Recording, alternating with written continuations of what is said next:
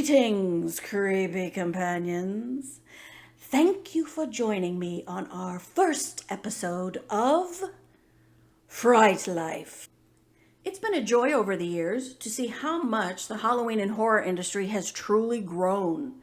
There are almost limitless ways to celebrate 365 days a year now. But what makes it more fun, if that is even possible, is to find ways to use our spooky passion to help others. Over the years, I've been involved with and also created fundraisers that were Halloween related. I am always on the lookout for more. In this episode, I'm presenting just a few frightfully fun nonprofits that I've come across. These organizations give all of us Fright Lifers opportunities to help charities while incorporating what we love. Don't be a monster. This very unique 501c3 organization was created in 2013 by folks who run haunted attractions in Colorado. They offer free, very creative and entertaining anti-bullying assemblies at schools. They use a Frankenstein character in an amazing costume to educate students on preventing bullying. So we have a proactive approach. We talk to kids about standing up for their friends, how to intervene safely when they see bullying happen. A big issue, I think, is that new kids in school tend to become targets.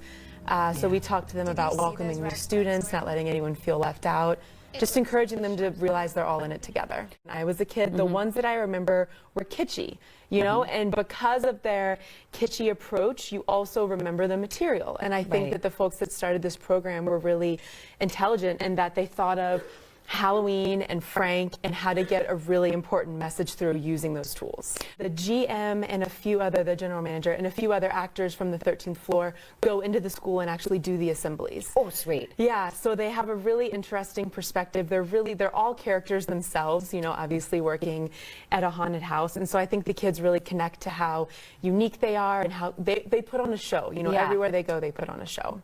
Don't Be a Monster's mission is to educate and empower youth to stand up for themselves and their peers by building a community where everyone is included, no matter their differences.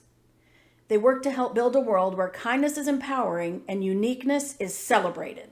And what makes you different is exactly what makes you special. You're the only one of you that has ever existed. And you're the only one of you that will ever exist in this entire world. Ever, ever, ever. That's crazy to think about, right? Always remember that you are special, you are unique, and you are different, but you are amazing and beautiful in your own way. Their assemblies are delivered during the Halloween season, late September through early November. However, outside of the haunt season, they host other fundraising events and have booths at haunt conventions. There are primarily two ways to support this organization. Supporter level. You can do anything from organizing fundraisers, sharing social media posts, or volunteering at one of their partner haunts. Partner level. This level is geared towards folks who own and operate haunted attractions. An application is required, and they only select a handful of partners each year. It requires a financial commitment and training from the Don't Be a Monster team so that your team are educated on how to execute their presentations. If you have a favorite local haunt, or volunteer or work for a local haunt, reach out to the owners and tell them that you want to support Don't Be a Monster. Ever feel like giving up? Me too. Me too. Me too. But we didn't. And we won't. Science tells us that our hearts are the same size as our fists. But what if we were to open our hands? How big could our hearts get then? How much hurt and sadness can we let go of? How easily could we reach out to others? You're not alone. You're not alone. Remember, that thing that makes you feel different is exactly what makes you special. So why trade in your superpower for somebody else's shadow? You are the only one of you that has ever existed. Isn't that crazy? Isn't that amazing? Being yourself is the only thing in this world that you can be. And you are the best one of those that this world has ever seen. So stand up, you once-in-a-lifetime miracle. Speak up and do the same for others. Stand up. Speak up. Don't be a monster.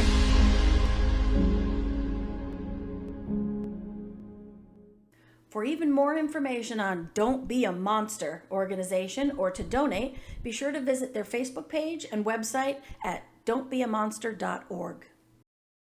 Scares That Care. I first heard about this 501c3 charity from someone who runs a haunted attraction. This charity is perfect for Fright Lifers who like celebrity events. Scares That Cares conducts 5Ks and charity event weekends with celebrities, authors, and film festivals. They raise money for families experiencing financial hardships from fighting childhood illnesses, burns, and breast cancer. Originally started in 2007, they expanded in later years when horror legend Kane Hodder asked them to take over his burn survivor program.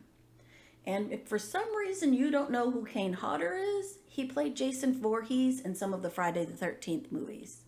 Due to COVID, they had to cancel their in-person charity event, so in August they conducted their charity event virtually and raised over $13,000.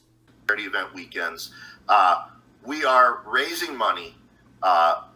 Each year, if you're unfamiliar with the charity, each year we raise money for 3 recipient families. And Joe, correct me if I'm wrong, but 100% of the money we raise today will go to our 2020 recipients, correct? Yes, that is correct. Now, in times past, look, when you do a convention in person, you're going to have overhead. There's going to be bills. You got to pay the hotel. You got to, buy merchandise for the fans who want to be, take a T-shirt home or something like that. But because we're doing this virtually, we literally have no overhead. So all of the funds that we raise today are going to be dedicated specifically for those 3 families that we are desperately trying to help. Well, I'm going to get a little emotional right now. I want to thank you, gentlemen. In the 50 minutes that you've been on, our goal for today for these 3 families was $10,000.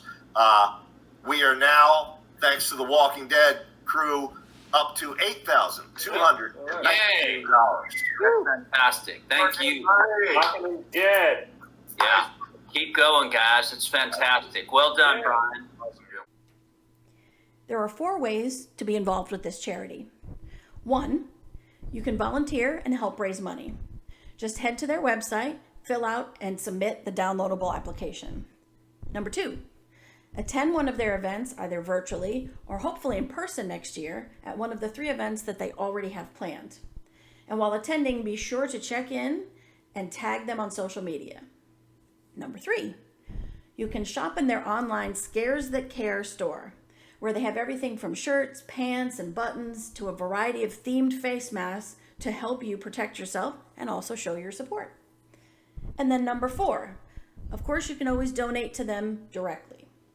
They make it easy too. You can donate via their website, scaresthatcares.org, or by texting SCARES to 41444 on your smartphone, or choosing Scares That Cares on sites like Amazon Smile or eBay for charity. For even more information on Scares That Care and updates on future events, be sure to visit their Facebook page.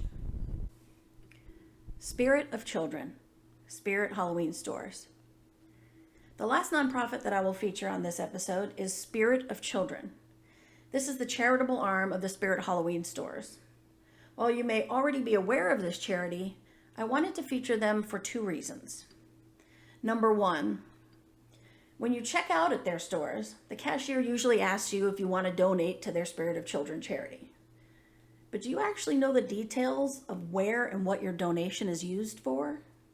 Listen to Stephen Silverstein, President and CEO of Spirit Halloween, and those who have benefited from the charity talk about it.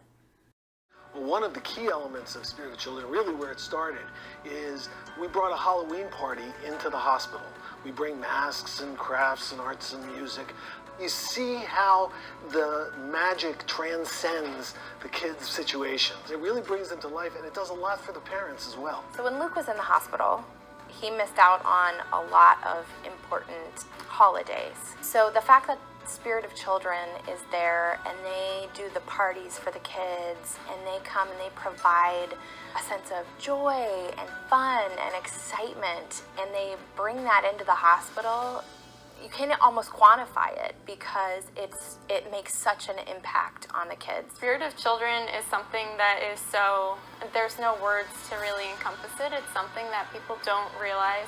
Similar to Child Life, they don't realize how important it is until you're actually in it. One of the really critical aspects of the Spirit of Children program is that 100% of the proceeds that we collect in the stores stay directly in the communities in which we operate, going to the local hospitals who are our partners. It's pretty awesome, isn't it? They create Halloween parties at hospitals.